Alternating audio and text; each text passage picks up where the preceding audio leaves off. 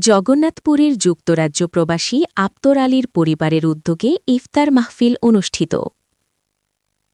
সুনামগঞ্জের জগন্নাথপুর পৌরসভার কেশবপুর গ্রামের বিশিষ্ট সমাজসেবক ও যুক্তরাজ্য প্রবাসী আপ্তর আলীর পরিবারের পক্ষ থেকে এক বিশাল ইফতার মাহফিল অনুষ্ঠিত হয়েছে।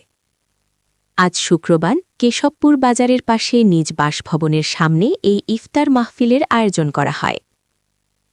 ইফতার মাহফিলে এলাকার বিভিন্ন শ্রেণী-পেশার শতাধিক মানুষ অংশগ্রহণ করেন। এতে আমন্ত্রিত অতিথি হিসেবে উপস্থিত ছিলেন সিলেট আদালতের বিশিষ্ট আইনজীবী অ্যাডভোকেট ইয়াসিন খান। এছাড়াও স্থানীয় গণ্যমান্য ব্যক্তিবর্গ ও এলাকার মুরব্বীরা অনুষ্ঠানে অংশ নেন। ইফতারের আগ মুহূর্তে কেশবপুর বাজার জামে মসজিদের ইমাম সাহেবের বিশেষ দোয়ার মাধ্যমে অনুষ্ঠান শুরু হয়। মোনাজাতে দেশ ও জাতির কল্যাণ এবং আয়োজক পরিবারের সবার সুস্থতা কামনা করে দোয়া করা হয়।